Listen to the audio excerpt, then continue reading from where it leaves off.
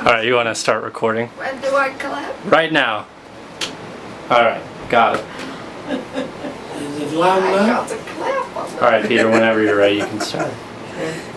So, describe a typical Sunday meeting before the Nazi occupation. Describe what? A typical Sunday meeting before the Nazi occupation. In What? church? Yeah. Well, it was about the same as it is now, just Did anything change during the occupation? Well, just let her describe that first. So where would you go for your Sunday meetings? to the LDS church. And what did it look like? Was it a church? No, Was we it a? didn't have nice chapels, just buildings. Uh-huh. And did you go more than once a day?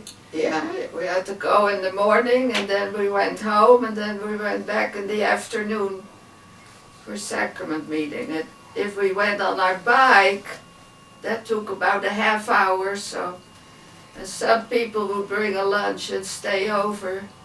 But our church, well, in Rotterdam was bombed away on the first day of the war. So then we got to go to the one across the river. We call it over Maas. Maas is the river. So that's where we went for the rest of the war. Mm-hmm. How many people would typically be in a sacrament meeting? 60, 70. Oh, that many, huh? Yeah, because we had two wards, two branches in there. Maybe a little less, 50, 60. Mm-hmm. How about you, Yo? What was it like for you? We had it in, there was a family Dodebeer. They all know the Dodebeers. We used to meet in their house. Uh-huh. And our congregation was not over, if everybody showed up, maybe 25 people. Uh-huh. But that was and they had a separation for classes on the stairway, in the kitchen, one bedroom. So much smaller. Yeah. How about Hof and Freddy? What was it like for you? In Utrecht wij woonden in een village about 10 miles out of Utrecht. But we went on the bicycle to Is church. anybody parked in the driveway? No. No, over huh? We went to church in Utrecht. So we rode our bicycles from Breukelen to Utrecht. And we had somewhere around 35, 40 people in sacrament meeting. But then, you know, that was about what we had. Okay. So, after the Nazi occupation, Yeah, so did anything change when the Nazis invaded when you went to church? Nothing changed, no. They did not interfere. I know one time when one of the Germans came to our meeting, one of the deacons thought he ought not to give the soldier the sacrament, but the soldier noticed he wanted the He was an sacrament. LDS. Yes. yeah, interesting. Were you giving any instruction on what you could and couldn't say in sacrament meeting? No, none at all. Did you have to be careful about not saying anything against the Nazis? Oh yeah, you had to be careful with that. Yeah? You could not complain about the Germans, not at the time. Yeah. You had to be careful with that. Did you just know that, or did they tell you that in church? We knew that. We knew that. No, the Things church was did. correct. The church did not tell us. No, they wouldn't do that. But we knew that ourselves, how we got treated by the Germans. So you had to be careful and do that. Yeah, there were some pro-German members, Yeah. so you had to be careful because they might go tell on you. Yeah, that's right. They did it mostly if they would turn somebody for something to eat. Yeah? That's what the main thing. Yeah, interesting. So to be It's really just a careful. real. Where I was. Toni, you said that you don't ever remember the Gestapo or anything in the back of your meetings, but that you remember one time a German soldier came? And how was he received, or how did that look? What did that look like? I think he asked if he could come in and attend the meeting. And he was a very nice young man, and he couldn't help that he'd been put in the army, so No. everybody was fine with having him attend the meeting. Interesting. Somebody told me once, and I don't remember where it came from, that the German soldiers, if they came to the meeting, would hang their rifles on the coat racks. Do you remember anything like that? No. I don't. Okay. No, I've never seen a German soldier come with a gun on him. Okay. We never had him in our church, in Outdoor. Never had anybody from the German soldiers.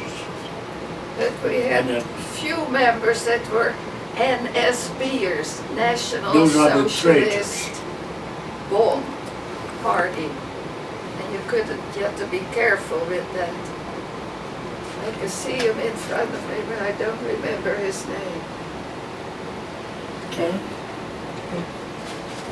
So, what were your favorite meals before the occupation? Hutspot. What's that? Yeah. her spot is mass, vertical mass, you know. So Kale. or like a procky. Yeah. Potatoes and They did a carrots lot and of that. onions A lot of mixed that. together. Okay. And on Sundays, when the missionaries were there, just about every family, I think I speak for all of them, that they always do the best, huh? Yeah. And the missionaries always a piece of meat, pudding with sauce on it. I remember all those. Wait. Hope, what was your favorite meal What was my favorite meal? before the war? Well, one of them was hotspot. What are you talking about?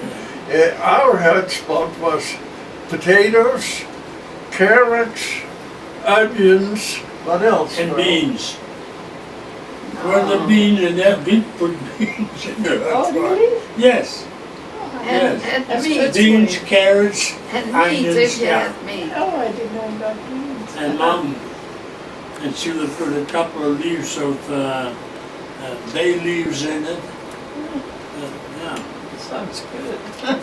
and we still eat that today sometimes. So do I. How did the availability of this food change when the Germans invaded? Say that again. How did the availability of this food change when the Germans invaded? There was nothing. You could buy some on the black market. Well, A handful of salt was street salt. Street salt, 50 guilders for a pound. That's what we paid for it. at first it was okay. Yeah, It the didn't first change right year. away. The first year, after a year and a half, then they took everything away, and So that's where I started to go keep the family alive with a push car, hand car they call it. And I went as far as to Datumsfar, that's 180 kilometers, and I stayed away for 4 or 5 days, going back to and from. what kind of food would you bring back in your cart? Potatoes usually, and trying to get some meat.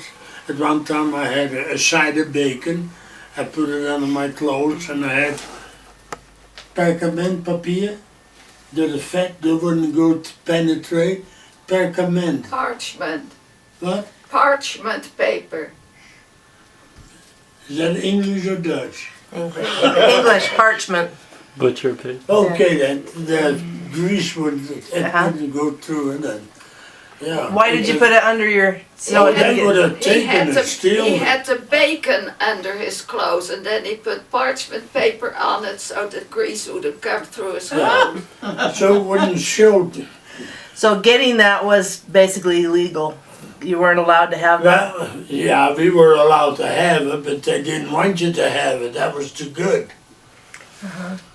That should And they would want that to I go to the got German robbed a soldiers. couple of times when they went out to the car and took a rye, bag of rye. They took it.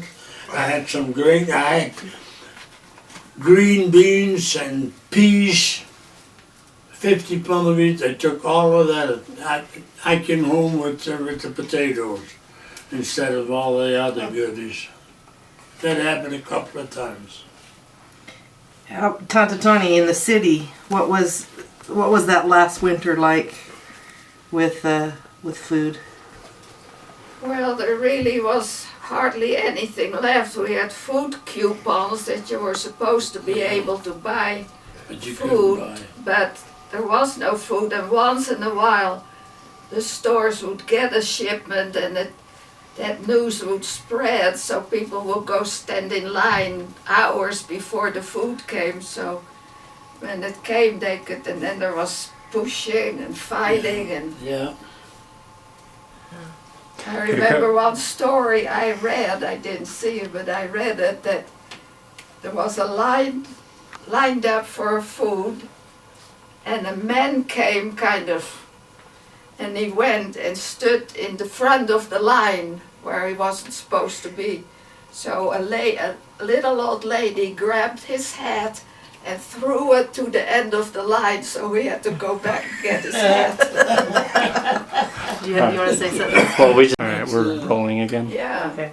Yeah, we had to stand in line with a bucket, Yeah, uh-huh. and then they would hit the food so that there was a lot of air in it, and you hardly got anything in this scoop. Oh, I stood in that line, I don't know how many I think, times. my bookhouse had to go get it one time. Oh dear, that older When she lady. came home, she dropped it on the stairs. Jeez. So, was it any different for you, Cope, because you lived on a farm in the country? Well, there was, the last year of the war was completely different.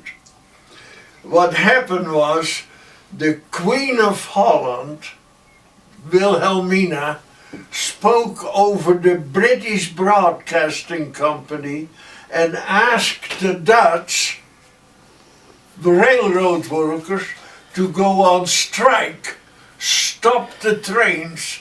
The trains were assisting the Germans in their war effort. They took machines out of the Dutch while their factories were being bombed. They lost machines. They came to Holland and picked them up, and the trains brought them to Germany.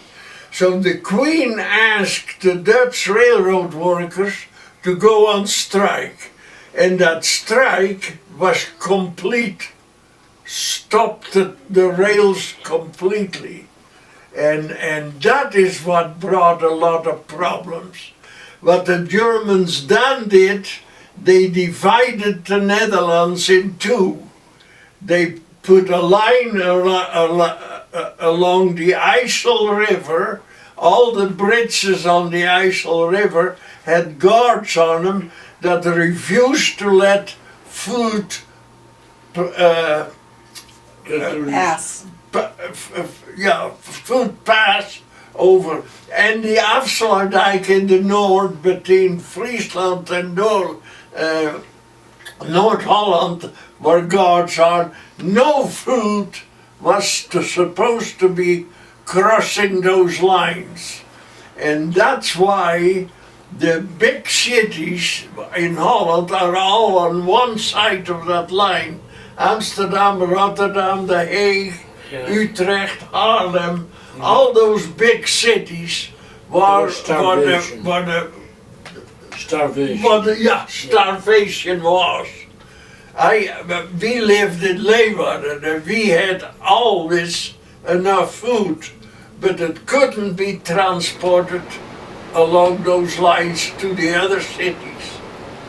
So, what, I know that my mother said that last winter that she had sores on her legs here from malnutrition. Did you have that at all? No. I had that. Did you? What they call the schurf. That's what I had. I had it between my fingers, my ears. When I came to the United States, I was good. I was out on the ocean a couple of days and my ears, they used to say, there's that guy with the rotten ears. It was bad. And I rubbed them, you know, and before we got off the ship in Hoboken, New York, we were approached by a black man, and he had from doctor's orders and he gave me some solution, and that's where I got my first penicillin shot. And by the time I was in Salt Lake and I told me to use it on my body, I was completely healed. Never had it again. But I had it so bad. This was after the war. That's when that started to approach. I had to go to the Kazana, the barracks, and that's where we got washed. They washed it, and the clothes that we had on, that was thrown in the bowl to be burned. I had to bring new underwear, other underwear, not new, other underwear, and everything, a clean set of clothes. And then by the time, we had from the church, they sent packages from the United States, and I had long outfits from top to toe, and it was not real wool. And my mother says, wear that. That will be nice and warm, and that's good. By the time I got home, I could have climbed the walls. It itched so bad that I had to go back over there and they burned everything, and I had to have different clothes. And that was a pain in the. I had that for quite a while while I was there. My mother said that some people ate bulbs, tulip Yes, bulbs to survive. I ate tulip bulbs. Aren't those toxic? Yeah, I did. No, they're not toxic. Just not No. not They're just not related- palatable. Actually, they're actually related to the onions. Yeah. And you come, you peel them, and Did you ever have to eat those, Toni? Tulip bulbs? I don't think so. my dad and I and the ones some of my sisters, yeah, we ate them. Yeah. I remember Oma and Opa, Oma Boekhout I mean, Oma Boekhout and Opa just were enemies about the food, because Opa thought Oma Boekhout ate too much. Oh yeah. And Oma Boekhout thought that Yo got too much. I'll bet. My dad, before he was taken to Germany, when we peeled potatoes, they had me just take the skin off actually, and then he would check if they snap. That means we would peel them too strong, and there was too much potato on there, and then he would cook the peelings. He did. Oh, and the smell was awful. Oh. Were there any other questions about food under there? So you talked about getting some things on the black market, right? Was that bacon black market? Yeah. What about stealing? Did you ever have to steal? Steal? Steal food? I stole a lot of food when I was growing. I was a good thief. We went to refineries, and we walked in, and me and one of my neighbors, we had a hand card, and we hollered and screamed and see if there's somebody there. Nobody answered, nobody was there, so we took a bag of peas, and we stole some corn and all kinds of stuff. We put on the hand, and then somebody stole it. Some German traitors and his bayers. That's why we didn't get anything. Okay, so that. Hey, you had to. Yeah. Trying to keep 8 of them alive, you had to.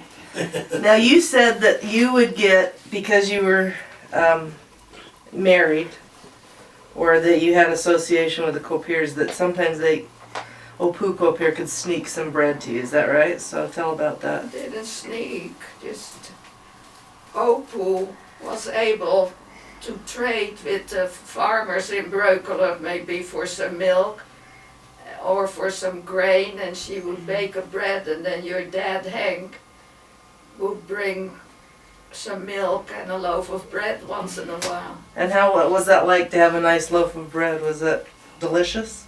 Of course. Yeah, that's like a piece of cake. We would never get that good of a bread even out when there was no war, because we didn't bake our own bread. Utrecht to Breukelen. 12 So 12 kilometers. I'm an American girl. How many miles is that? 7 miles. Yeah, a little bit more. About 2/3. Yeah.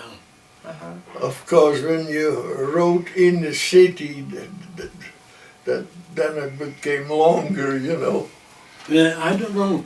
Did you guys have to watch out for the German soldiers stealing the bicycles? They did that a lot in Africa. Yeah, that's going to be one of the questions. Which is the Yeah, next one. that- Oh, is it the transportation? Yeah. So let's go ahead. That was about the bicycles. They didn't steal them, they took them. Yeah, they took them, yeah. They didn't steal them, they just took them. Yeah, that's right. Only the ones which had the natural tires on them with air. If you had the ones with, my dad made a rubber from car tires. You've seen those. And then They're solid? put with wire, Solid. yeah, wire down the side, and then they wouldn't have that because that was too bumpy. So they could just ask for your bike and you'd have to No, give they it up? didn't ask. They- Like they- she said, they just took it. Well, they would have a stop somewhere on the street. Yeah, That everybody Take had to them. stop and be inspected, and Yeah. then they would take what they want. So does anybody know the story about my dad's bike with the milk? And how he ran off with his bike because he didn't want to be stopped? I'll tell that story then later. So, Toni, why don't you tell about your father watching My them dad, take. My dad was a merchant seaman. He was always gone, so he had never invested in a bicycle. And then, sometime during the war, he decided that he should get a bike, so he bought a new bike. And he only had it a day or so when the Germans came and confiscated all the bikes in the bicycle parking. so, Well, it was like a little store, you know, oh with yeah, bicycles down Yeah, below and yeah. a rack up above. yeah. They came and raided all the bicycles, including his new one, stacked them against the trees, waiting for a truck to come, and Opa had to sit and watch. We lived across the street. Watched his new bike sitting there being taken by the Germans. I think that was very hard on him. Now that last year of the war, the trains didn't run, there were no buses transporting people. My mother lived in Breukelen in a small village. She had to take the bus to church, but when the buses stopped, she couldn't go to church anymore. So she was, how old would my mother have been, 50? Yeah. But she had never ridden a bike. So she tried to learn to ride a bike, and it didn't work. She couldn't master riding the bike. And she would fall and fall and fall. So finally my dad forbid her to ride that bicycle. But now she couldn't go to church anymore. So what happened? Tony's husband bought a tandem bicycle Built for two. built for two. You know, one in front steers the thing and traps, one in the back only. So Jan bought a tandem so mother could go to church again, because she was the one that would be sitting on the back of the bike. And who would be in front? Hank was the biggest of the twins. He was a big fellow, and he would ride. Isn't that right, Toni? Sounds, yeah. So, was your mother born in 1885? Little later. Hey. A father. Then she was born 1889. Okay, yeah. So that's 11 and 40, so she was in her 50s. She was in her 50s, but she couldn't master that. She couldn't learn to ride that bike. Okay, I think we covered that, don't we? So, before the occupation, how did your family feel about Hitler and the Third Reich? Yeah, we didn't like him. I used to say the only good crowd is the dead one. Well, before Crowd. With all the things you Crowd as in German. We call the Germans kraut. Crowds, sauerkraut. Where they got Before the name of war, crowds. we didn't pay much attention to Germany, did we? No, not. All that came, what the Dutch people went through during those years. At Before what the point war- did you start worrying that he was going to occupy? Say that again? At what point did you worry he was going to occupy Holland, do you think? We didn't worry. No, We didn't think it would happen. no. The First World I War, think- Holland had not been in the war. So we thought Yes, and probably won't. tell them how many they slaughtered. They tried to fight the Germans for 3 days. And the Leverfeld, or what is it?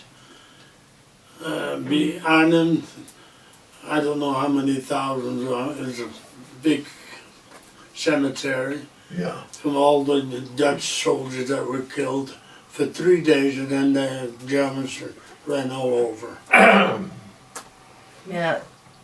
The story goes before the war that the King of England asked Queen Wilhelmina while she was still in Holland if she could help him with the war, if she could help with airplanes, and she said, "Sure, how many do you want? 1, 2, or all 3?" Holland just wasn't prepared for war at all. What's the next question? During the occupation, what would happen if you spoke against Hitler? Yet, like we were talking about a little bit ago, you had to be awfully careful. You couldn't talk about Hitler. You could talk to your neighbor and he'll betray you for a bite to eat. You couldn't do that.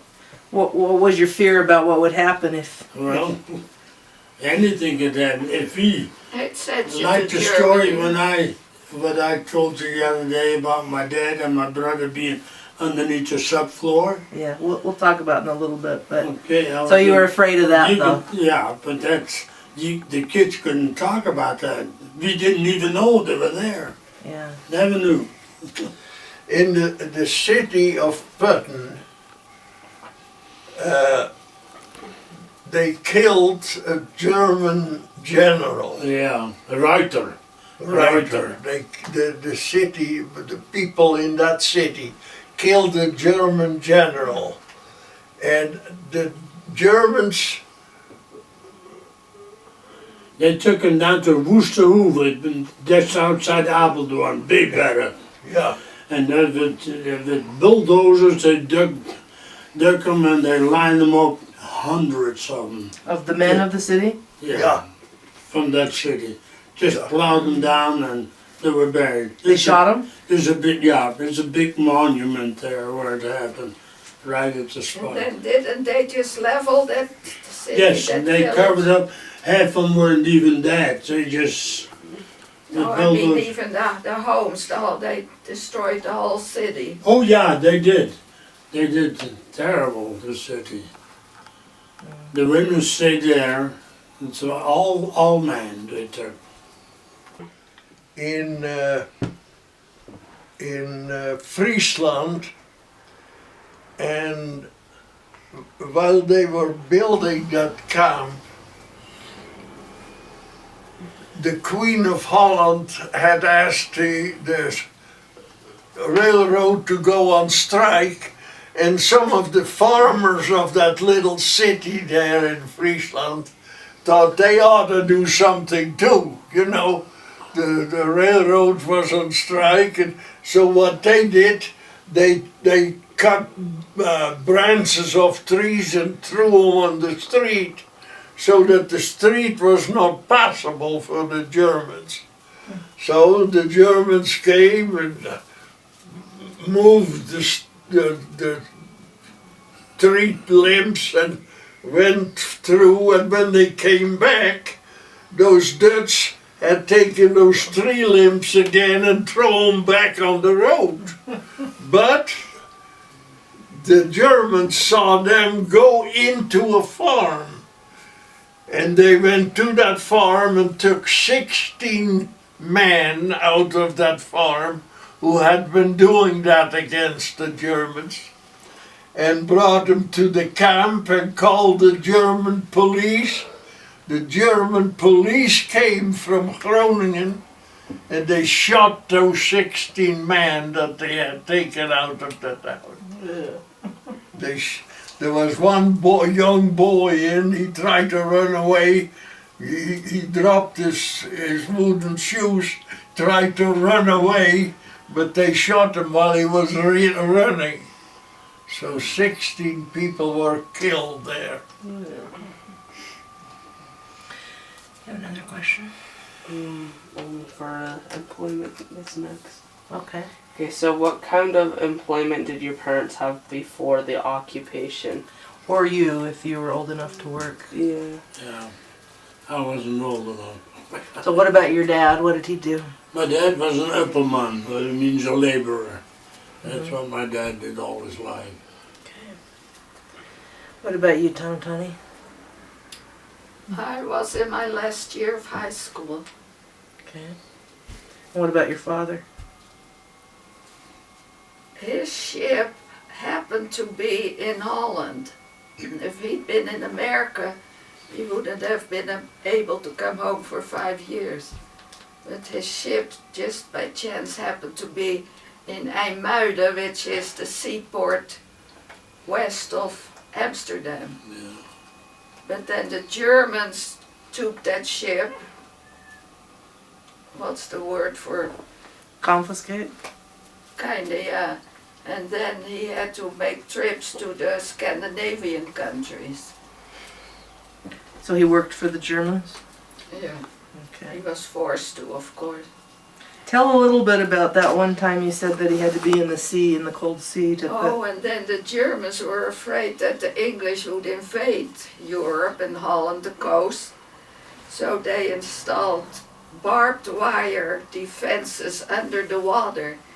And they made Dutchmen, and including my father, stand in the sea, and it was not in the summer, and install that barbed wire. So it They was would very stand cold. hours in the cold sea water to install that. Tell about your employment before and then after the occupation. I was a painter's helper before, and I was a painter during the occupation. Why don't you tell about your business that you started with the Well, German fellow? my brother started a business working for the Germans, and he had another German that was born in Germany, but he was living in Holland. That was his partner, and later my boss, the painter's boss, became the third one of that company. So there were 3 owners in that company. So when my boss went over to that company, I automatically went with them. So I worked for that company the rest of the war. And you didn't do just painting, you did other things too, didn't you? Oh yeah. I started out, when I started out, I started painting.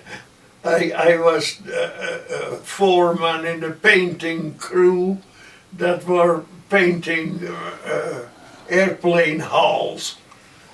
But later on I became a Jantje van Al, what do we know, how do we call that? A laborer. doing all kinds of things. I became all kind of things. Yeah. But Handyman. handyman and a chauffeur for one of the owners.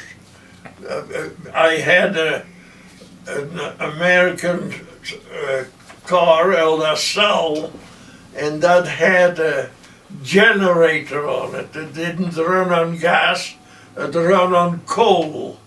So I would drive that car when he wanted to go somewhere. I would drive him in that car with the coal generator. And later they had burnt wood. Yeah, they burned Later wood they too. burnt wood in that stove. Yeah. Wood, out. Wow. Sometimes, yeah. Yeah.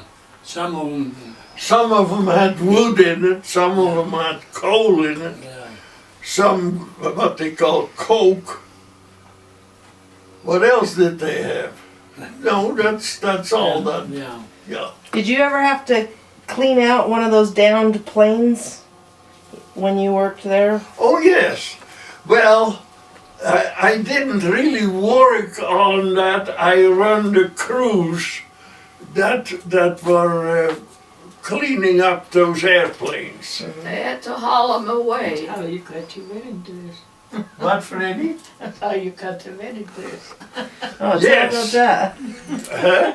Tell about that. Tell about that. When Freddy and I got married, there was not a bit of Material. fabric to buy. It just wasn't there. So we took a parachute from an American airplane that had been shot down. We took the parachute and my sister sewed a dress for her. So she was married in a white parachute taken from an American airplane. Well, that was white silk, wasn't it? White silk. Well, there you go. It was beautiful. It was beautiful. And the parachute had enough stuff for the dress, and some of Shirts for Johnny. some of my sister's boys, she sewed shirts for it out of that stuff. But of course, you do understand, you were not allowed to take parachutes out of that. Oh no. None of that. So that's still. But that,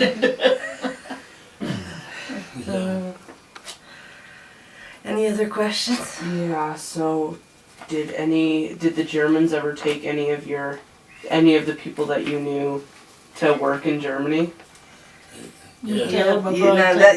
you have lots of stories about that now. So We had one Sunday night, I guess we were into the war about a year and a half approximately, and then we had no electricity or anything, and I told him the other day,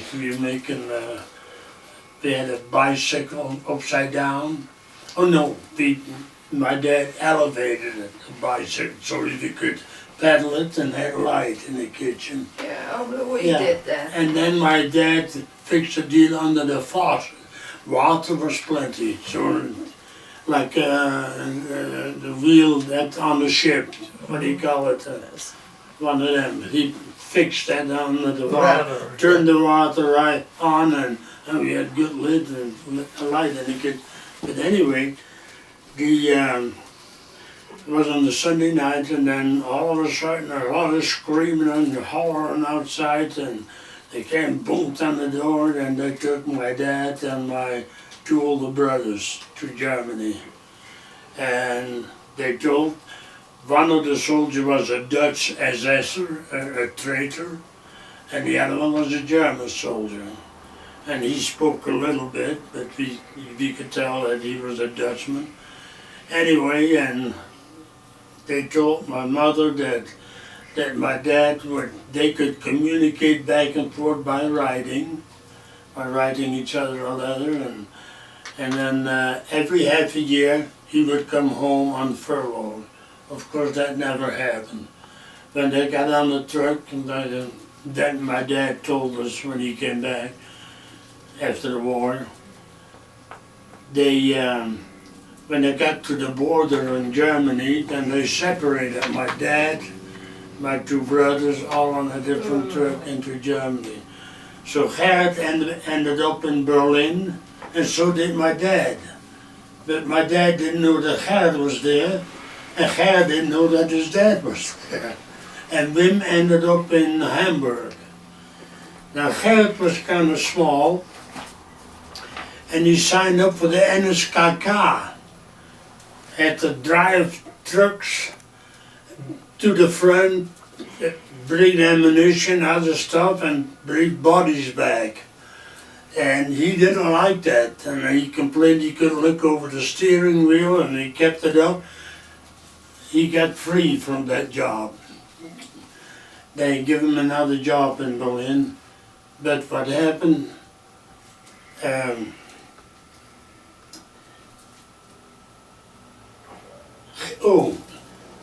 well, he signed up for the NSK, we could get food, because it belonged to he was a crowd then, so to speak. Yeah. And my mother didn't want that. We told him, nope, no food, take it back, we didn't want it. And so my dad was born in Kleef, the border town by Nijmegen there.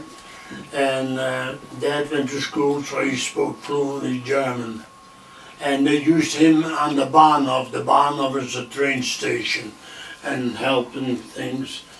And well, he was there, and Gerrit became, there was an elderly couple, had to take care of warehouses full of stuff that Germans had stolen from Holland, from Belgium, from France, from Denmark, from all these countries.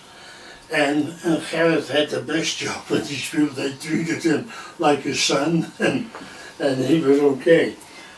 Then my aunt, my mother's sister, and her son was also in Berlin.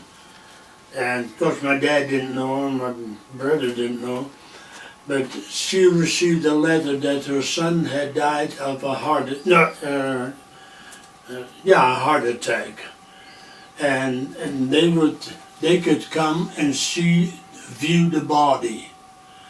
And through the Red Cross, my aunt went to Berlin, Germany, met my dad, 2 German soldiers, and they were led to this camp where he was working, was for ammunition. That's what he worked on. Anyway, and opened up one door and opened up the next, and I finally got to the place where they took the body out. And you know those Germans, they had these down blankets, and that's up to his nose. And the 2 soldiers were standing there, and my dad, they told him that Bill had died of a heart attack. My dad pulled the blanket down. My aunt fainted, hit the floor. They beat the living hell out of my dad, and he was interrogated for 10 days. Okay, but what did he see? But, oh yeah, I have to tell you what they saw. They could only see this part of the face. When my dad pulled it down, there was no chin, no nothing underneath here.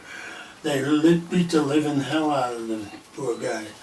That's what happened. And so we think, Dad never told us, but we think that he talked his way out of it because of knowing the language, that after 10 days he was sent back to the train station, and he has never told us how he got a real high-ranking uniform he had on, like a brigadier general or something like that. So he got on the train to Apeldoorn, and as soon as he got off the train, and lots of German soldiers in Apeldoorn because of the big bunkers and its forests. And so, Heil Hitler, and my dad played the game, Heil Hitler, Heil Hitler. And then instead of coming home, they wanted to give him a lift, several of them. No, he says you wanted to walk, and so, Heil Hitler, and so. And Dad went in the Reichsden, the boss, pretty thick. And when it was dark, that's where he walked to. He went into the forest, and he stayed there till late at night. It was pitch dark. Then he came home about 10 o'clock in the evening, bang on the door, and here comes this German officer walking out. And right away he took his uniform off, burn it, and we could see how he got beat up, the blue and everything. They really worked on it. And then they went in hiding. And then my dad's brother was a carpenter, and he made a trap door under the floor. And the subfloor was about 2.5, 3 feet. Somehow they crammed a mattress in there. We didn't see, none of the kids knew. They did everything at night. Put a mattress in them, blankets, and that's where my dad and my brother Kees, the one that died, for a year and a half. And none of his kids, my older sister Reich is the only one that knew, because kids talk when, my dad and when the smaller ones, and so they could be betrayed. But that's what happened. Then after the war, when they came out, they had to wear glasses for a week, because they never saw daylight for a year. Boy, that would be, I think, did they have a hard time standing up? No, because my mom would make sure in the middle of the night, she made sure that everybody was asleep. Then she rolled up the rug, and the linoleum had to be moved. And then they would do their exercise, and that's what they did. Wow. Yeah. Amazing. I don't even remember what the original question was. What was it? It was about employment. Employment. It sounded like you were gonna talk about something. Do you remember what it was? Yes, Outings. Freddy had a brother that, let me think now, Fred. She had a brother that was forced to go work in Germany. And he had just been married. Yeah. He was newly married. He was forced to go in Germany. And his wife in Amsterdam, they had some Jewish friends. And those Jewish friends had a baby. And those Jewish friends wanted to leave Amsterdam and see if they can find a hiding place for themselves and for their baby. But they asked Freddy's brother's wife, could she take care of that baby for a little while they were searching for a place to hide. And so they did. And somehow those parents of that baby got killed. They were Jews. Somehow they got killed. So here his brother's wife was sitting with this little baby, but she had, by now she loved that little baby. And the people told her to get rid of him because she would be in trouble if she was found with him, but she refused to. And then her husband in Germany sent her a letter to come visit him but she sent him a letter back that she couldn't because there was a baby involved. Now here her husband had been a year in Germany, and so that didn't sound very good, the baby involved. But later, The parents were killed, yeah. the parents were killed of that baby, and she kept that baby, and when her husband came back, he found what had really happened to the baby, and they adopted that little Jewish child. So that Jewish child was brought out of the war alive by her brother and his wife. And was it raised Christian then? Ellie, yeah. Yeah, Oh, yeah. raised Mormon, huh? Yeah, Okay. You have another story? there was we had in our brands in Utrecht, we had a fellow that could really sing. DuBois was his name. He was a good singer. He was a real good singer. So here comes a German that was a singer for the Germans. A German soldier comes and meets him in our branch, and heard him singing, and he said he should come and sing for the German soldiers. And he thought, you know, singing was his line anyway, so he thought that would be all right. So he went and sung for them and signed up to sing for them. But what that sign up meant, that he was now a German soldier. And they kept him, you know, they didn't let him go. But after the war he came back, and after the war here in the United States I met that man's sons, and they At the funeral. were of the impression that he was a traitor, had gone over to the Germans. But when I explained those two boys that they had really taken him in, and that he couldn't help that he was taken there, and they were glad to know that he was not really the traitor. Interesting. Yeah, they hugged off. They were so happy that he knew the story. Okay. What's the next one? Okay, so what kind of, wait, before the occupation, did you attend school with Jews? Did you attend school with Jews before the occupation? Before the occupation, we all went to school.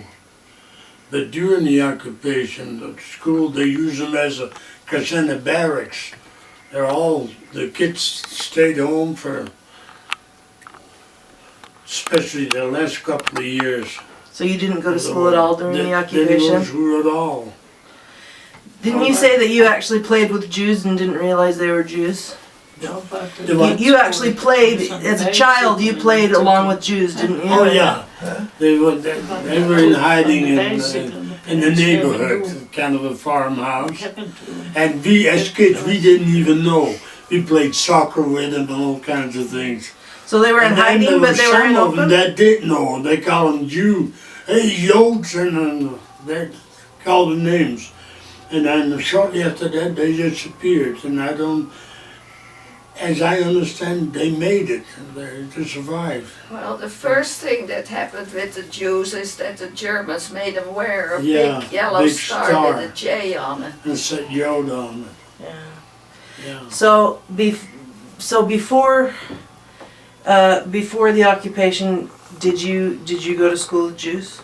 Oh yeah. Yeah, everybody My was best friend Things in were school normal was a then. Jew. What was- Just what was her real name? Nice boy, Bob Italiander, and he was a wonderful pianist, and I was good friends with him. And then later I saw him on the street with his J, and being a young teenager, I got so Not embarrassed I just hardly knew what to yoked, it say. said on there, yoked. No, it had a big J. Oh, the ones in Apple, they all had to start with yoked on there. So say that again. When you saw him, how did you feel? Yeah, that's, Embarrassed. I didn't know what to say. You know, he'd been my good friend, and I didn't dare start he a was still your conversation friend, with but him he because didn't know what was going to happen. everything had changed so much, and the Jews, the Germans appointed certain Jews that were to oversee the exodus of the Jews to Germany, where they were killed, of course. So he was one of the last ones to leave, and then he had to go, and later I heard that he was killed too. The boy on the bicycle was interesting. On that rate that I was talking about, it's like a town square. The center used to be a school way back when, a wooden school. And Houtweg, Tinweg, Koperweg and Bronsweg. And on the Houtweg, just a couple of houses over, there was a family with 4 boys and 1 girl. I think I told you the other day. We had a piece of property there, everybody did, for raising their own vegetables, you know, Yeah. and bone, potato. It was big enough from here to across the street, that deep. And then there was a strip of real thick shrubbery for the next street over. I'd say about 20 feet wide, but it was pretty thick. And the name is Kohler, with the 4 sons. And they tried to run away from the Germans for the Reich. They didn't want to go. They shot all 4 of them in front of the face of the mother and father. The father went berserk. The mother died of a heart attack right there. And the girl, there's something wrong with too, Reich. And they were not the only ones. They killed more that night. Did you, Freddy? Were you telling Kof something about? Well, I don't know, that was as young, those parents, they only had 1 child. He was about 12 or 14, and the Germans took him with the bicycle, and they never saw him anymore. They didn't know if he was dead or what was going on. But anyway, you're all LDS. And one time that father went to the temple, and he said that he saw his son, you know, in the spirit world. And he talked to the president of the temple, and they believed him, and he went to the temple for his son. See, you have to be dead for how long? Yeah. A year. But this boy, they didn't know when he died, but the temple president believed him that he saw his son, and so Interesting. he had his boy back. And You this, know those people. Yeah. We had, our family had an uncle that was what do you call it, working for a farmer, what do you call a farm laborer. farm laborer, and they were very poorly paid, those laborers. They were on the bottom of the scale.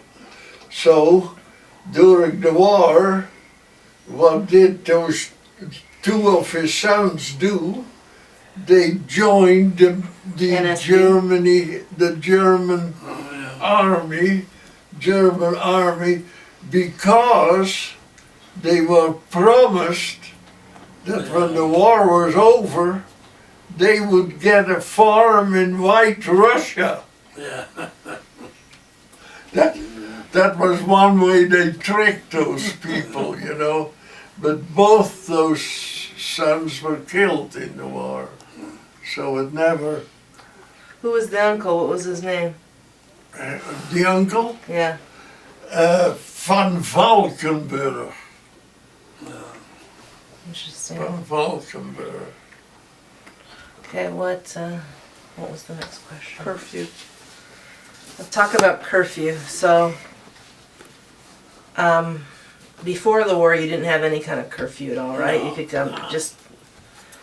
But then tell about you want to talk a little bit about curfew after the occupation? Yeah.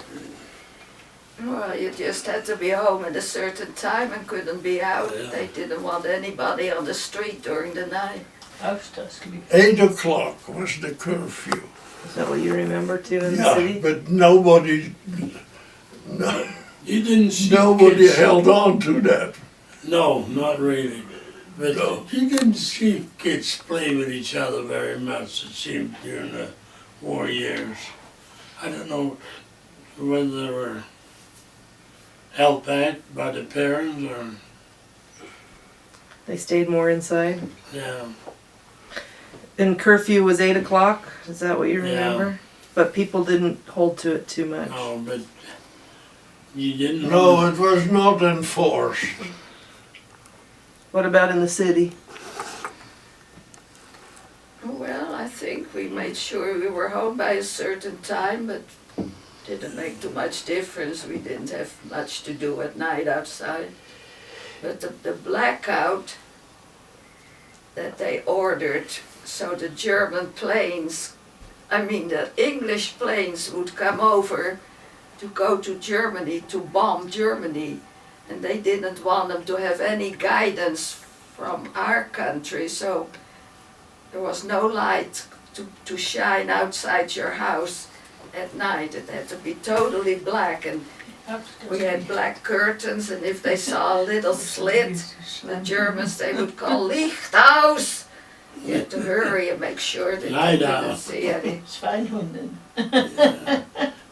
But there's still people were outside going home, going places.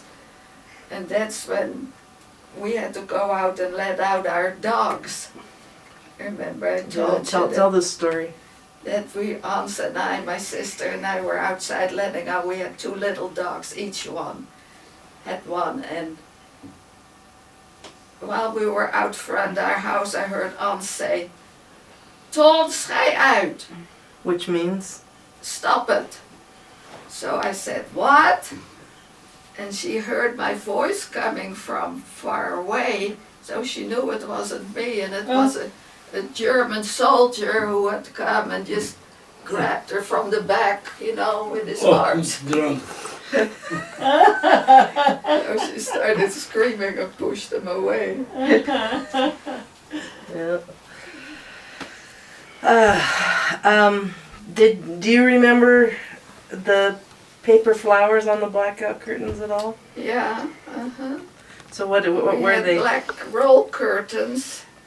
You could roll them up during the day, and they were black paper, so on the inside I made big colored flowers, just so they wouldn't look so drab and dreary.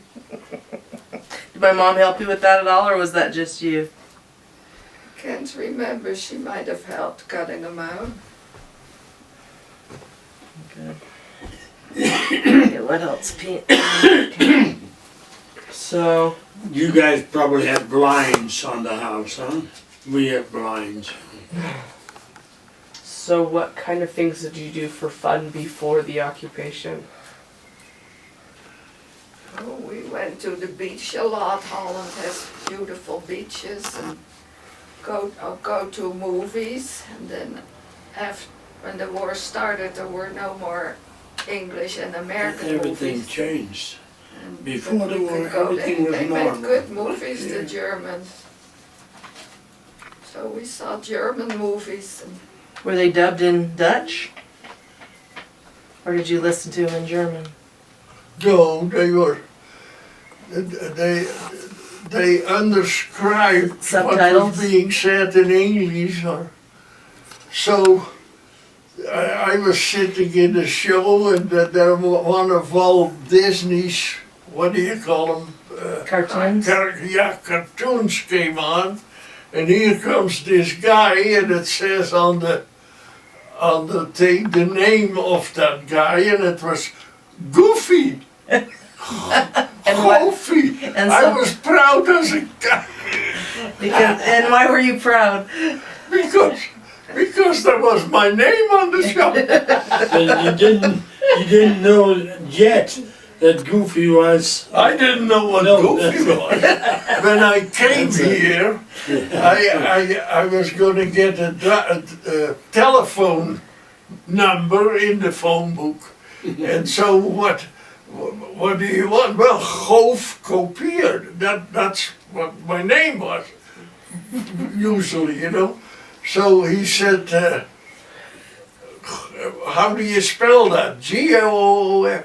Write that down. The guy didn't believe me, see?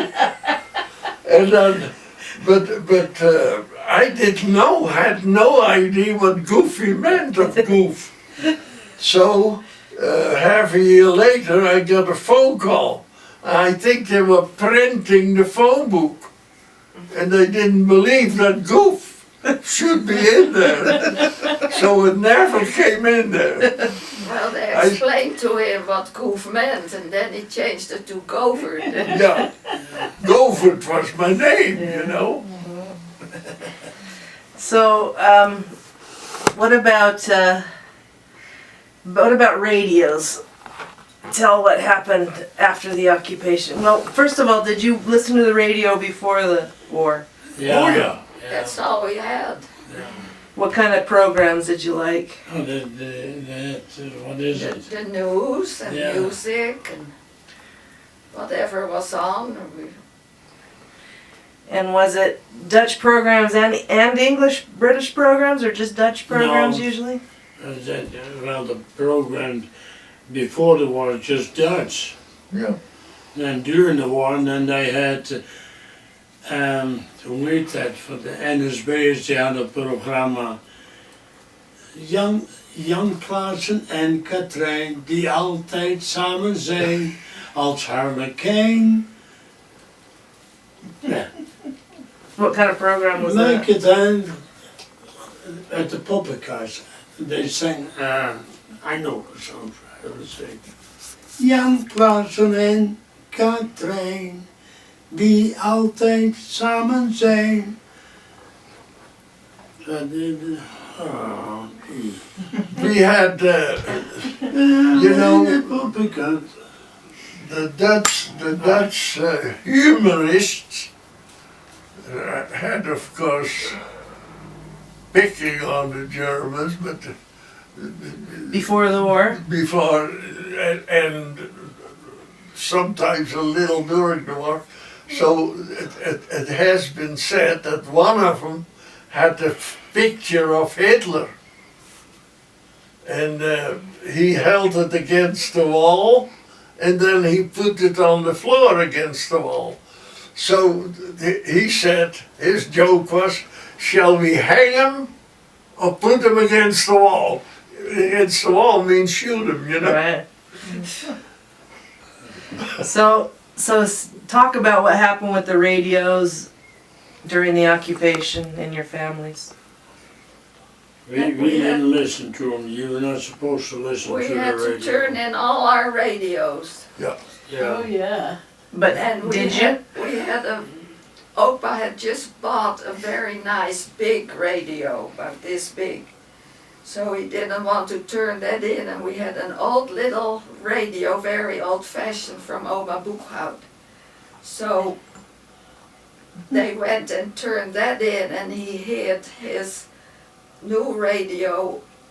We had a closet in the wall, and above that you could tear away the wall, and there was space there, so that's where the radio went for the rest of the... Yeah, because you had to listen rest to the of the BBC. The BBC. British Broadcasting Company. But And they were every day, the British Broadcasting Company on, what would you call it? An orange newscast. Orange. Yeah, You the know, House of Orange. The House of Orange is the Queen. Oh, yeah, okay.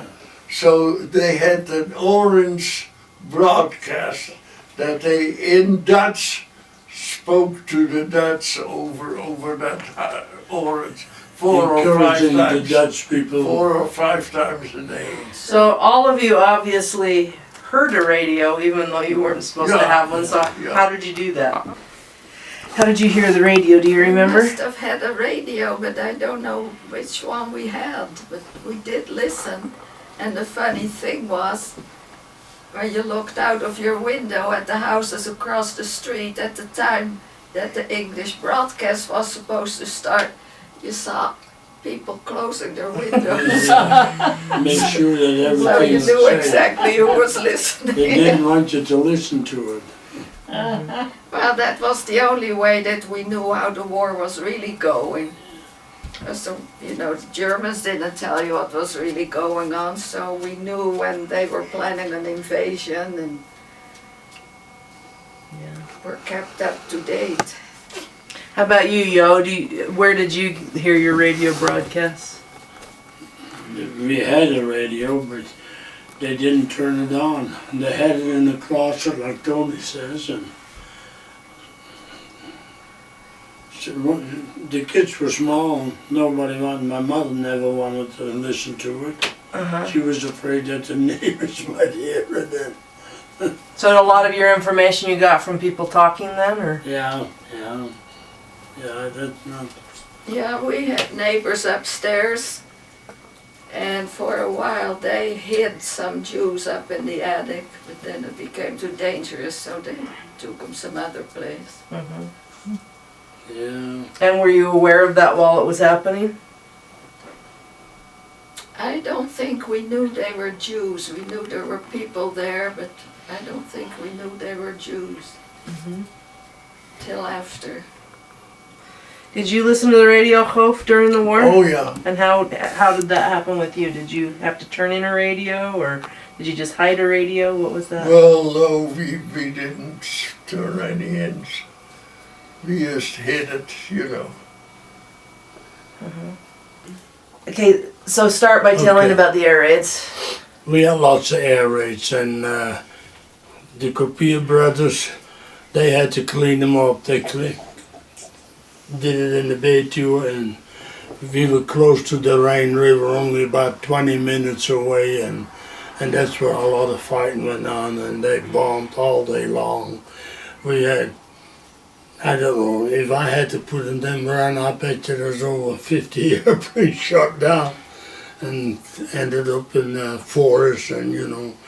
Anyway, and if we were the first ones to be there, then we had there was about 16 boys, all my age, a year younger or a year older, but we were always together. And we'd go out there on a bicycle. And if we were the first one there, we'd take the shoes off the soldiers, we'd take the gloves off. We never touched any jewelry or anything, and no dog tags. But we literally, and we actually went up to the farmhouses and exchanged them for food. And I brought a lot of food home that way. And How old were you? the what? How old were you? At the time I was about 14 and a little older. Did you ever worry about your own house being bombed?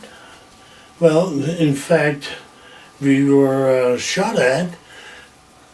Part of our backyard was a little orchard. We had about, I think we had 2 apple trees, a pear tree, and a cherry tree, and an apricot tree, but it never did any good. Apricot tree it was.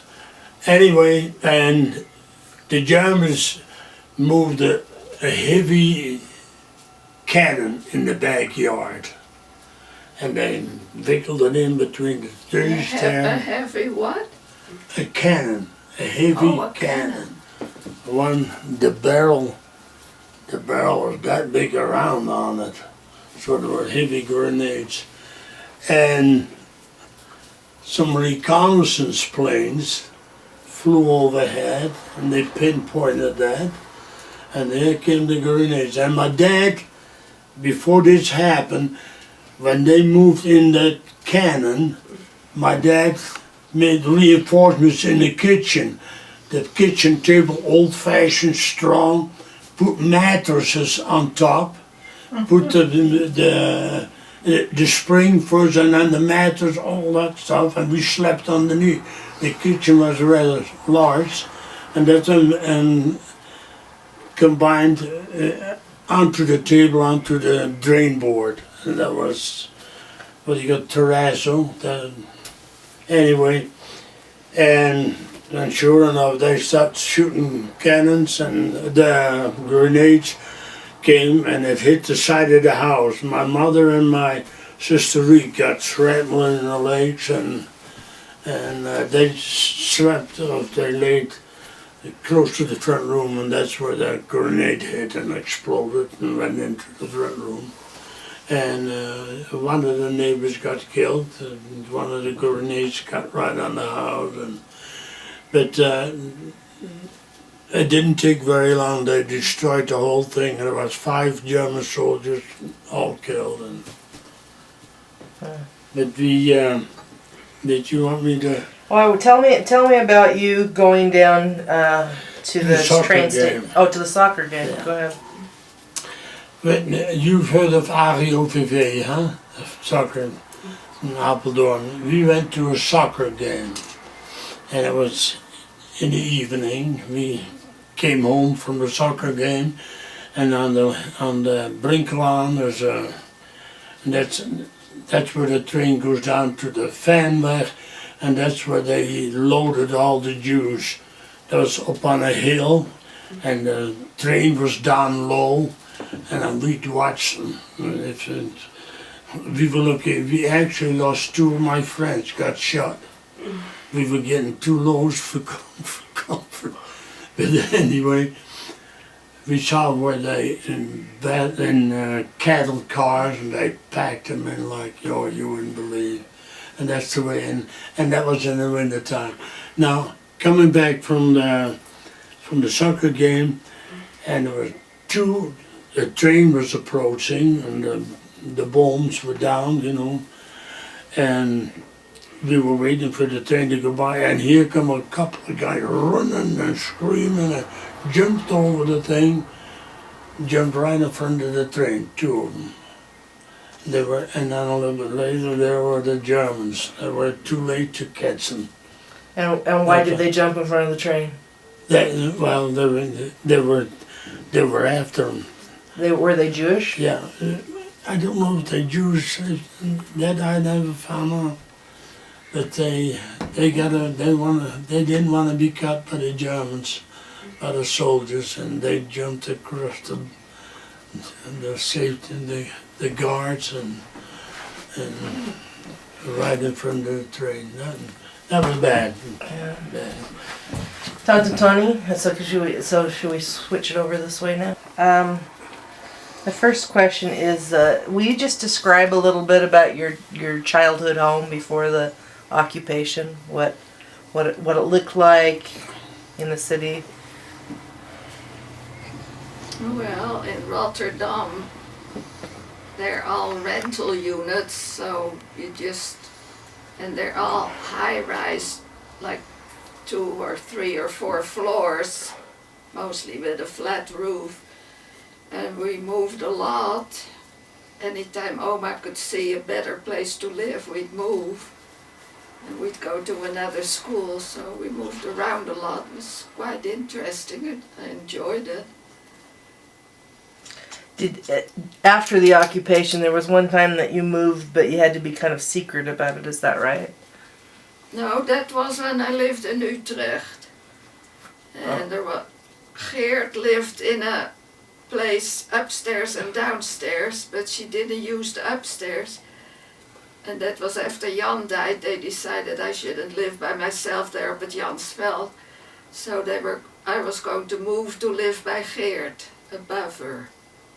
But you weren't supposed to move. That was after the war, but still you had to have a permit. And I had a mover living across from me up at Jansveld. What was it, the Kortevoorstraat, the guy across the street was a mover. So they decided to just do it, I think, on a Sunday morning. And he kind of took back roads and stuff and moved me to where Geert lived. And then, I traded with, who was the branch president? De Junker? Yeah, I traded with the Junker. He lived by Geert. That's what it was. It wasn't empty, but we traded. So he had to move out, and I had to move out of the Jansveld and switched. I didn't warn you about this, but you can say no if you want, but do you mind if I ask if you can tell us a little bit about how your husband died? Well, he had a class on Monday night in Gouda, and one time he went and there was a truck on the road without lights. And Was it an army truck? I don't remember that. I don't think it was army. And he just crashed in and died the night following that. Hof, did you think that was an army truck? Yeah, I thought it was an army It truck. could be. It was. But you see, John had glasses on, and it was raining. All of that, I think, added to Yeah, the and they problem. didn't have the good helmets that they wear now Oh, riding no. bikes. He just had a leather thing closed under his chin. And Tony's brother was sitting on the back of John's bike. Adrian. Adrian sitting on the back when they hit that truck. And it so happened that Geert was visiting me. She was with me. Uh-huh. And not a regular policeman, but kind of a help policeman came to the door and said, I opened, I thought, who's that? So he said, did your husband go to Gouda tonight? I said, yeah. And he said, I'm afraid I don't have very good news for you. And then told me. And then Broeder Schippenboord drove me to Gouda. And he was still alive, but he died a few hours later. Wasn't Oma Louis there as well? Didn't he give him a blessing or something? Yeah, Louis, I don't know if he came with Broeder Schippenboord or if he came separate. But he was near death, so. So he never said anything, no. No, he was already in a deep coma when I got there.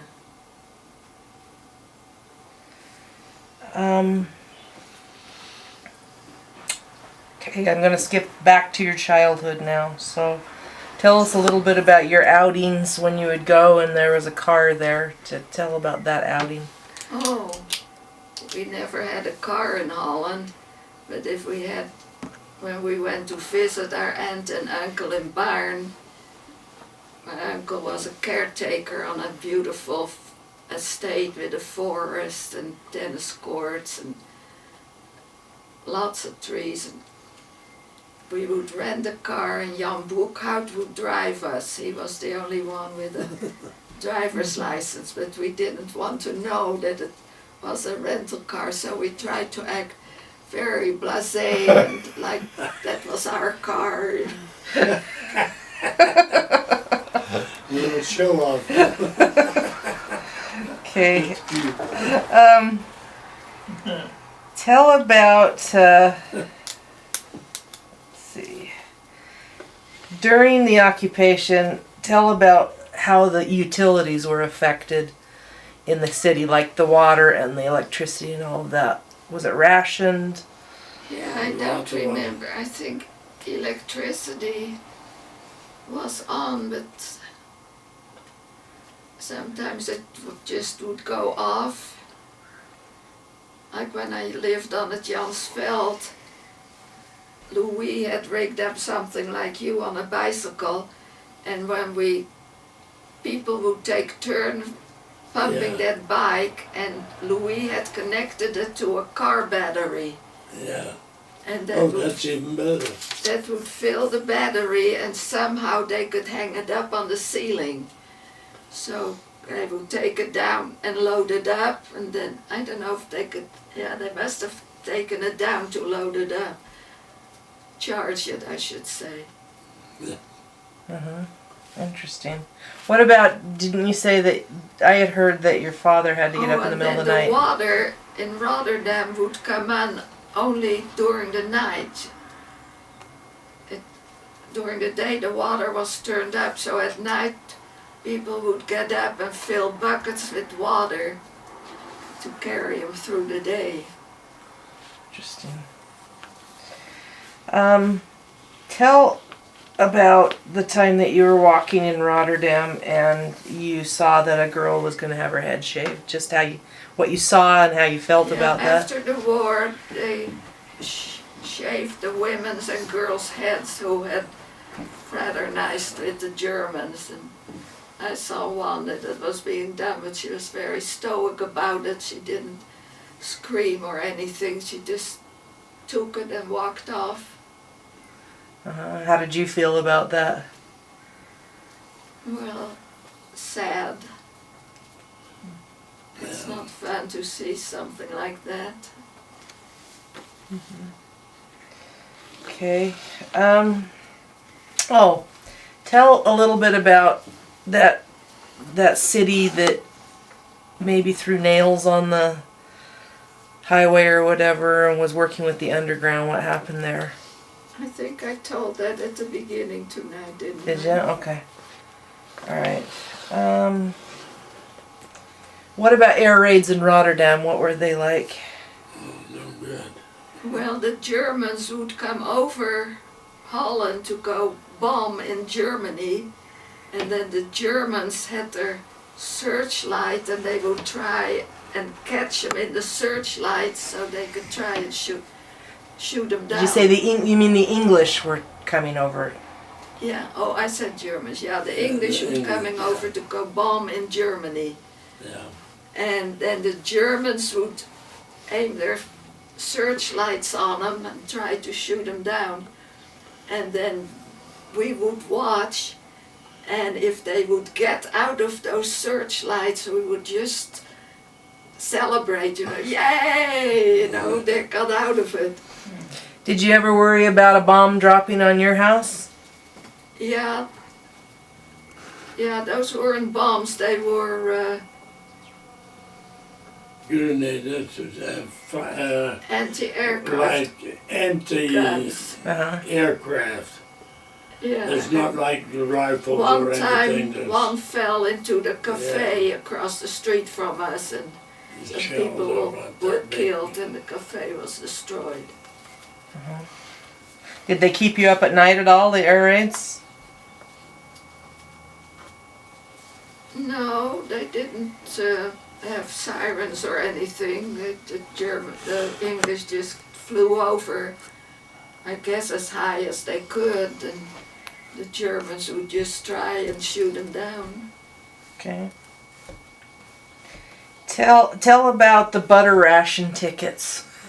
Oh, that we had rationing for a lot of foods, and after the war, it still went on for a while. Because, it wasn't the war was over, here came all the food, so the rationing went on for a while. And I was living then above Geert, and I was working in the yard doing something, and I found a little butter coupon for a pound of butter, and wow, that's nice. And while I was standing there thinking about it, here came another one. I thought, what's going on? So I looked up, and Anya was standing by the open window with my coupon book, taking out the coupons and throwing them out of the window. Yeah, this has nothing to do with the war, but I want to hear this story anyway. I want to hear the story about Anya falling in the canal and John, and John saved her, didn't he? I was staying at Breukelen with Anya for some reason. I was visiting, I don't know what, How old was she? a year and a half, 2. Johnny was younger, huh? Johnny Yeah, was Johnny younger. was maybe a year and a half, so Anya must have been 2, I guess. 2, yeah. And she was out back, and I guess I thought somebody was there, but they weren't. And Anya got out of the gate to the canal, and she fell in the canal, the fire. And then Johnny, he couldn't talk, but he was making noises like So Hank and Floor, I think they both came, Floor out of the barn and Hank from above the back door, and they got her out. And the reason she didn't sink, I think, is she was wearing a wool knit skirt, and that must have had air in it, because normally when somebody falls in the water they go down, but she was floating. And they got her out, and they were in the back wringing out her clothes, but they didn't bring her in till they kind of had fixed her up, dried her up. She was okay, huh? Yeah. But when Floor and Hank came, Johnny said, It was something, Anya Tony. was.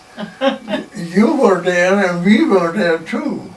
Freddy and I were we there were too. in the house. Huh? We were in the house. Yeah, but Johnny was crying and it showed what Anya was. Yeah, Johnny was making funny noises that Hank and Floor both came out to see what was going on. I'm sure the Lord had a hand in it. Yeah, yeah. The right is the left. No, if she had died, I wouldn't have had anybody. That's No, right. and look at all the grandkids. So I'm sure the Lord saved her life by warning people that something was wrong. Tell us about what you remember about the first day of the occupation, how that went down. Well, I was sleeping.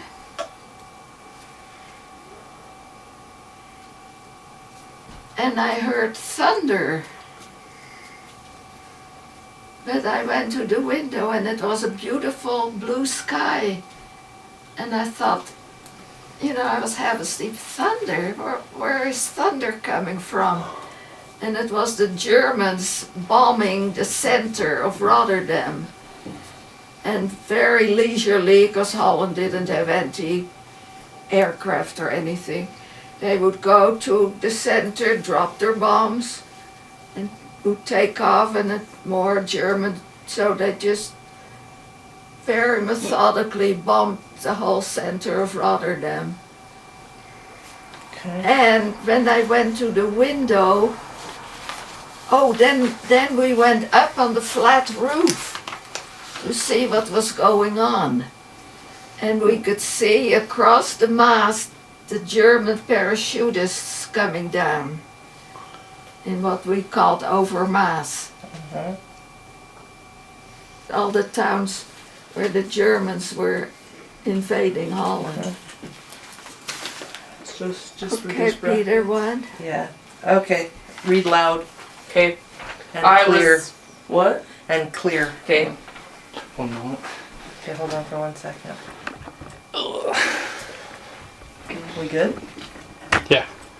Just gonna switch this one.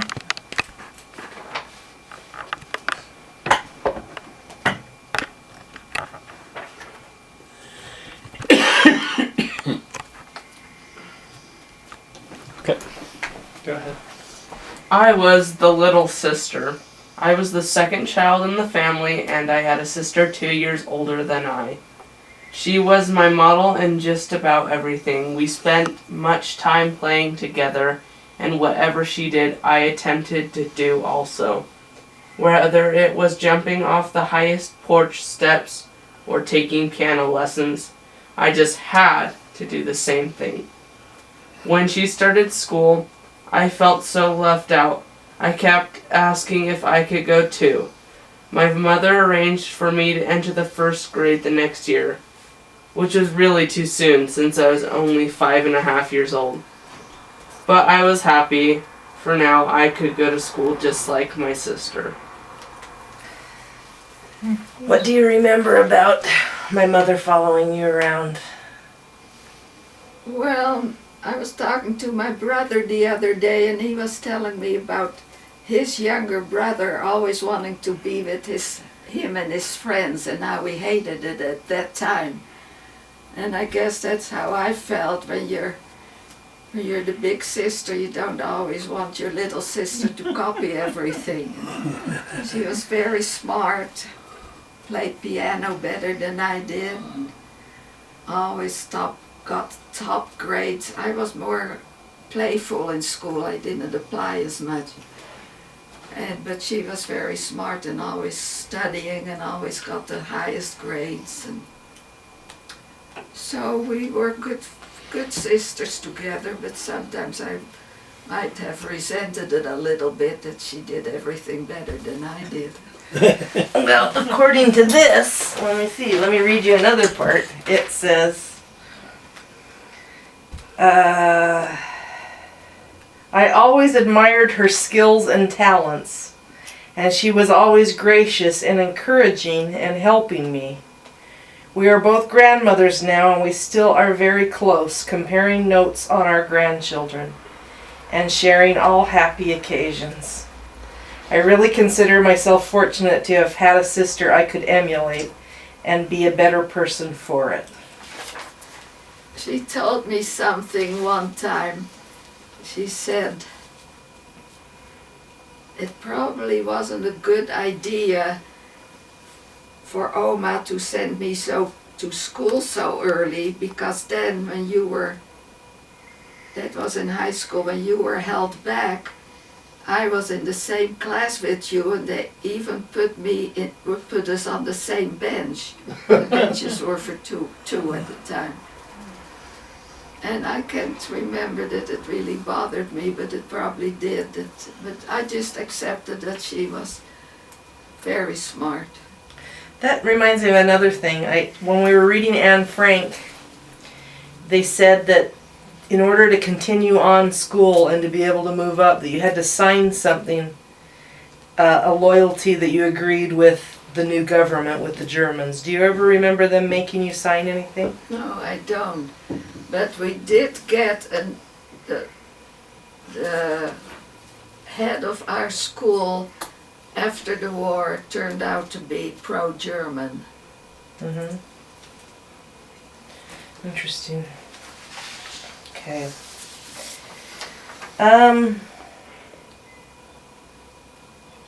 What about, just tell a little bit about making your own clogs when there was a shortage of clothing. Can I go home? Yeah. Because I got to take some shots. Yes. Thank you, yo. I appreciate it. Let me. I'll go out the back way. Okay, so They did sell some of those shoes with wooden soles in the stores. So I decided I could make my own. And I got some wood from my uncle, who was a carpenter. And I don't know what I used to cut them with, but I just kind of shaped them a little bit, I think. And I had a leather book cover that I made the top out of, just over the front and then with a strap in the back. And I painted them light blue, and then I had little nails with a big head, that I just say that I nailed them on the wood with. And they were very attractive. oh, good. Comfortable? Not too bad. Okay.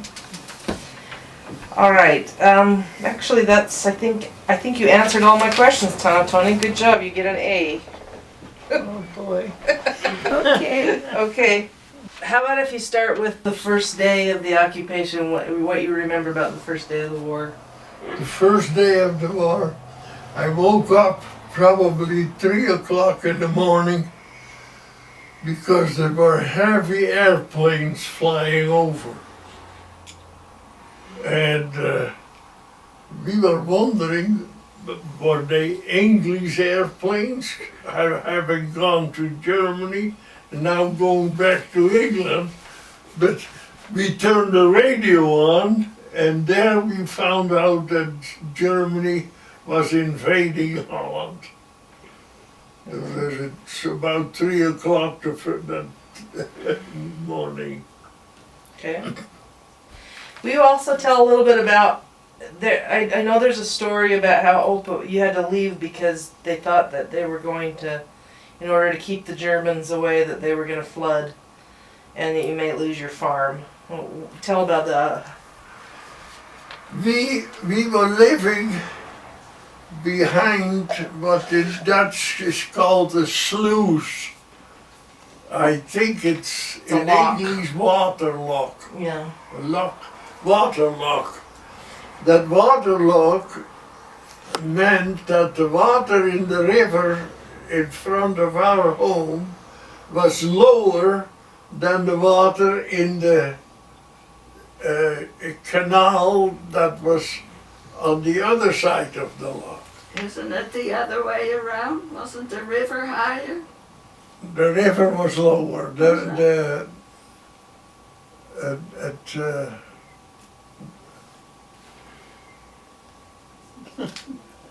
Frederica. Well, you know better than I do. Well, the river Vecht was the one. The Vecht. Yeah. The Vecht was higher.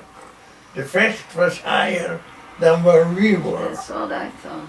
And so now what Holland was doing, they were preparing because the Germans were coming in, so they were going to flood the area where we lived so that they couldn't get in there. It was and so the first couple of days that water started going higher, and it came as high about as the Sure. bottom of our house. And that's when the 5 days were over, and they closed the water lock, and then the water went down again. So did it ruin your farm? No, They decided not to go on with that plan of flooding in Holland in the our home had a circle with a line through it, and that meant it was in the view of a fortress, and that if needs be they would blow up that house so that the fortress could shoot forever. But that never happened. This has nothing to do with the war, but this is for my posterity. I want you to tell the story again about when you were in the bed with Jan and the 2 twin babies were born. What was the conversation in the bed? Well, we were sleeping in the attic above the room where Mother was having her babies. But I woke up maybe 2 or 3 in the morning, and I heard, "Air." I said to my brother John, "There is a little goat downstairs." And a little later, 2 airs. I said, "There are 2 goats downstairs." "Oh," John said, "you're crazy. You know." And did he explain to you what was going on? Well, I don't believe he did. So how old were you and Jan? I was 6 years old. Jan was 8. Oh. I wonder if he knew that his mother was going to have a baby. I don't know. Or two, for that matter, right? So will you also tell me a little bit about my father's job with the milk on the bike during the war? Yeah, he worked for a guy that, you know, in Holland they sold milk door to door. So he worked for that man, and he delivered the milk to the doors of the people. So I have a picture of him on a bike. It doesn't have milk on it, but there's a big shelf in front. So describe to me what he would carry and how that worked. Did he have the big cans on the front? Or? A can, Uh-huh. and maybe place for butter and cheese and things like that. And then during the war when it was rationed, is that when he was doing it? No. This was when the war started. You know, so there was plenty of everything. Okay. All right. There, So yeah.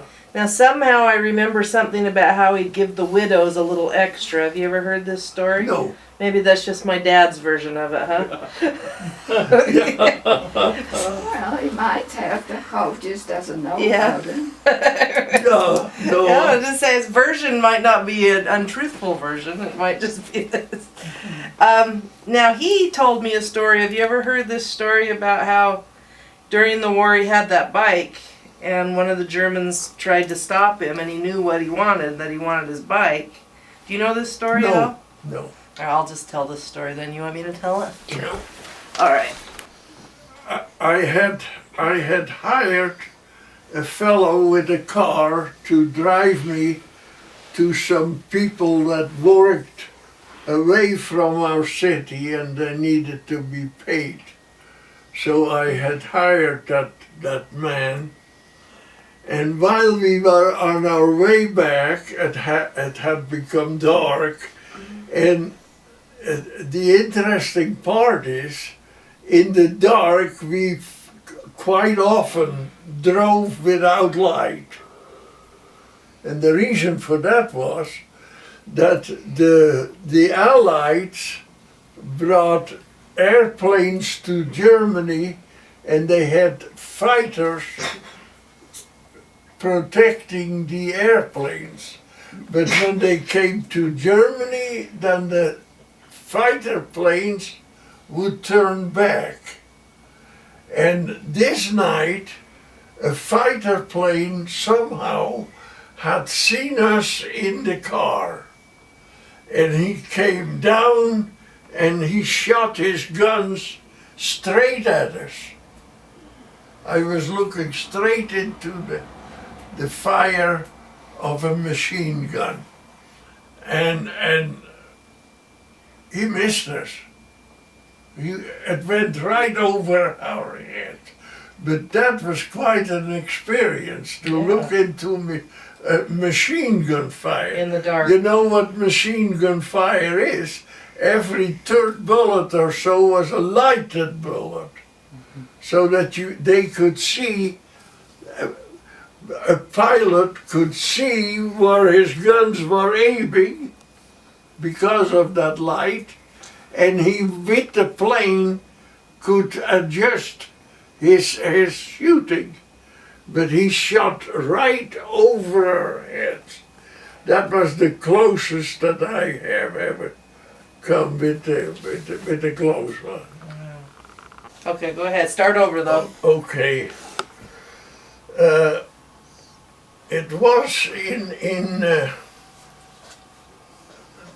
the spring of 45,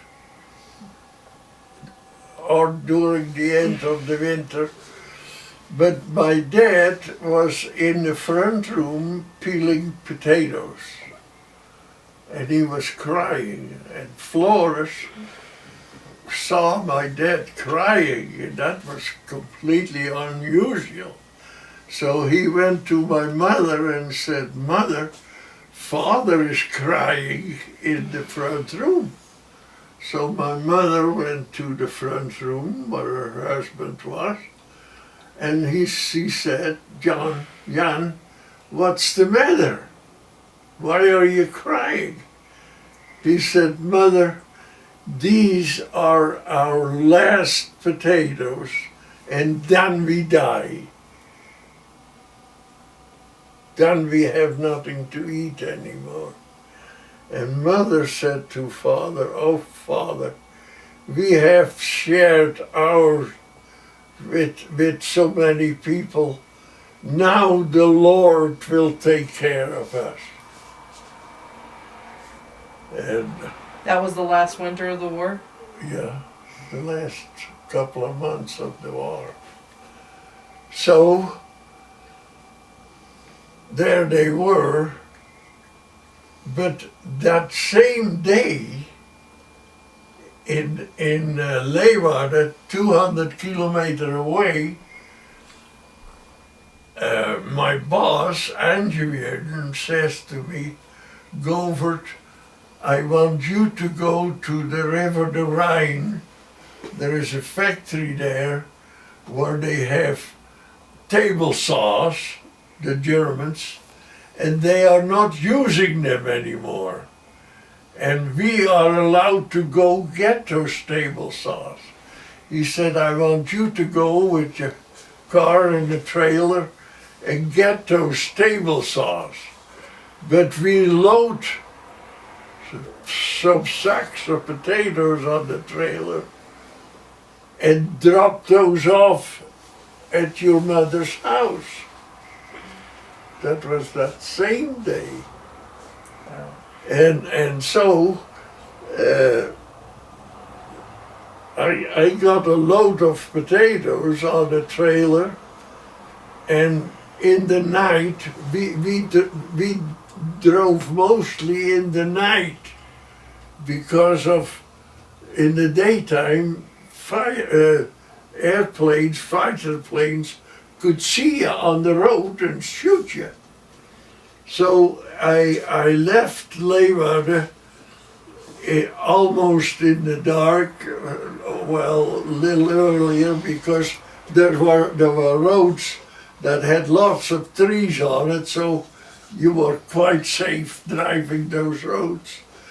And then when I came to the dike, which is the Afsluitdijk, when I came there, I would drive in the dark, no light. There would be no cars there anyway, no light. So I drove that in the nighttime, and I drove by all through North Holland, through Amsterdam, and then through to Breukelen, where my parents lived. And I got in Breukelen about 11 o'clock that night. And I couldn't go to my home with the car, but because that was only on a small path that we came to our home.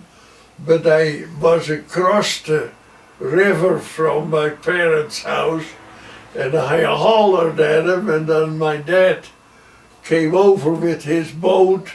We loaded in the potatoes in the boat and in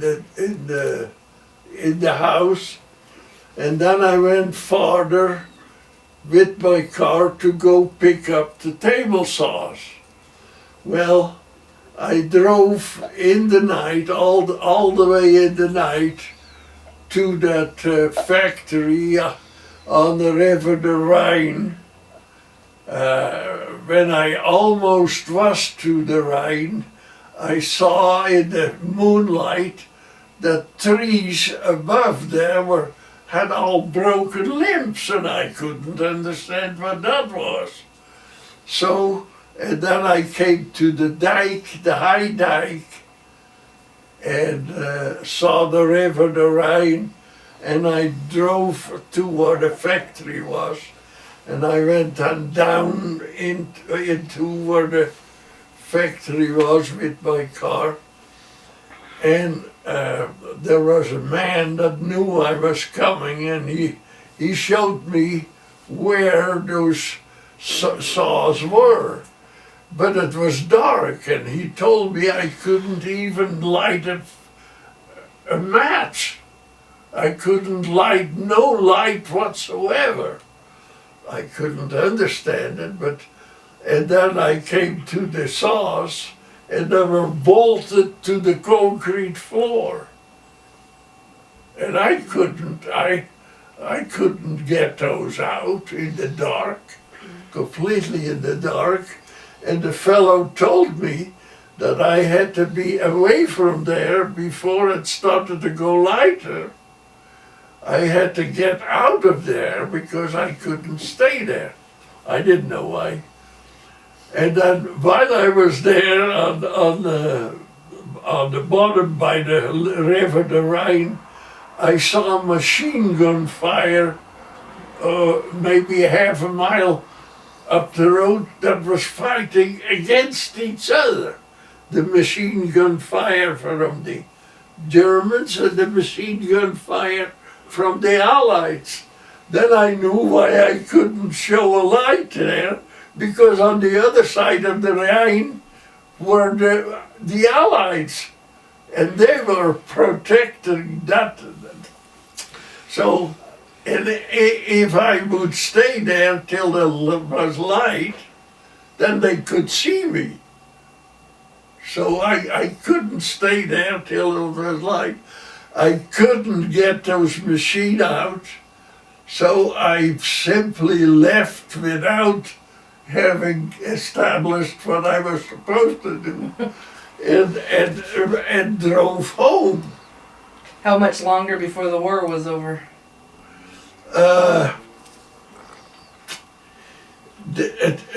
Probably a couple of months. Probably a And couple of months. that's where the Rhine has turned into Holland. Well, I mean, the River Rhine, people think of Germany, you know, but then it. Then no, it this turns into was Holland. in Holland. Yeah. This was, and a real battle had been fought at Arnhem, a real bad battle. And when I drove there, I heard bullets flying over, that the Allies somehow were shooting at something. But I did not have accomplished what I was supposed to do, get those table saws. But we're glad you're here now. Yeah. So